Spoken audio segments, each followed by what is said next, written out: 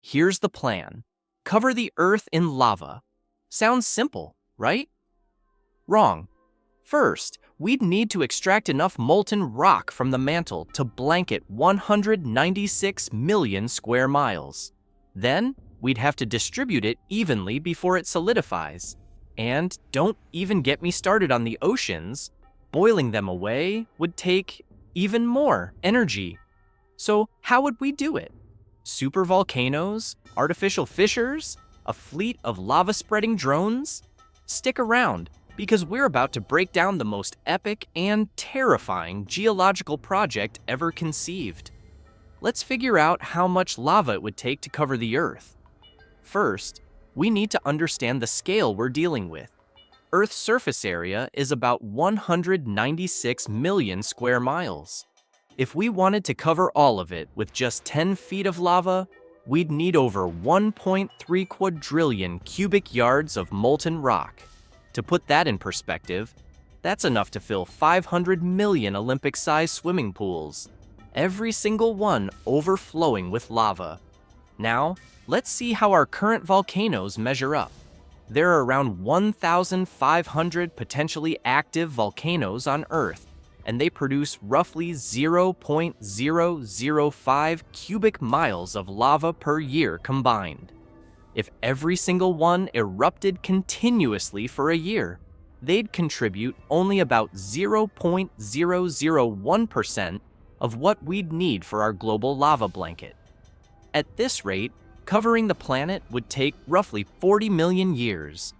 Even the biggest eruptions in history don't come close.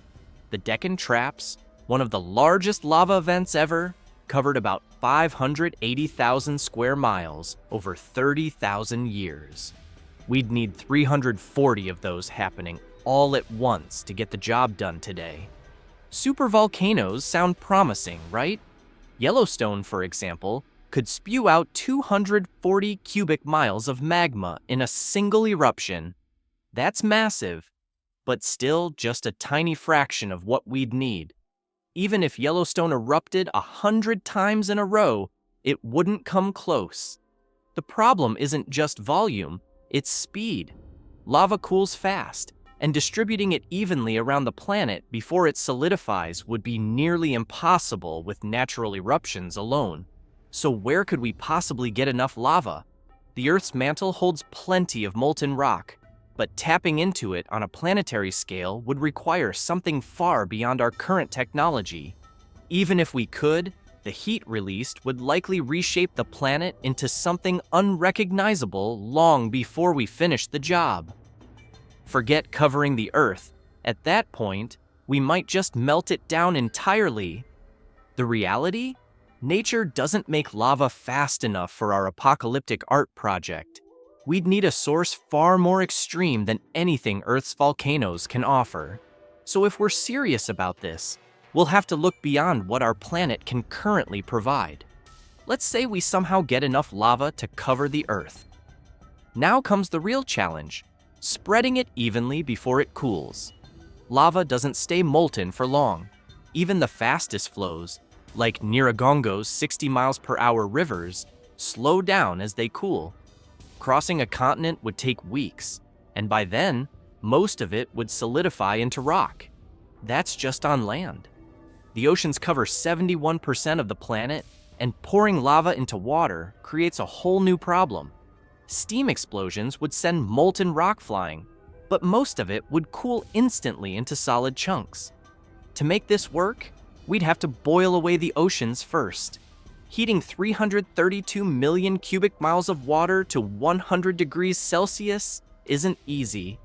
It would take 500 times more energy than all Earth's volcanoes produce in 1,000 years.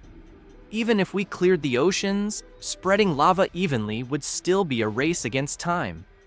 One option might be lava tubes, natural pipelines that keep molten rock flowing under a hardened crust.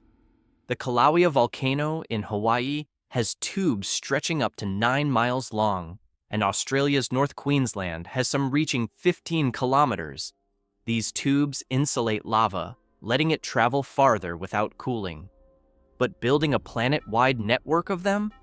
That would take centuries. Without them, lava would pile up near vents, creating mountains instead of a smooth global layer.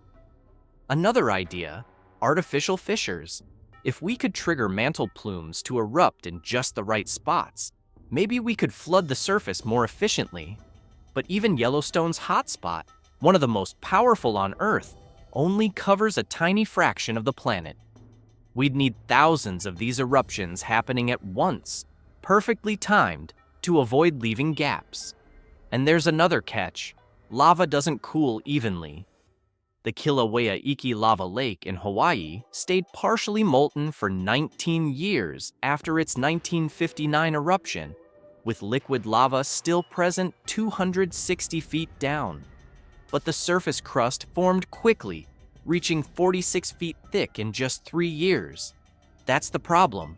The outer layer solidifies fast, trapping heat underneath. Unless we constantly break up the crust, most of the planet's surface would end up as a bumpy, uneven mess.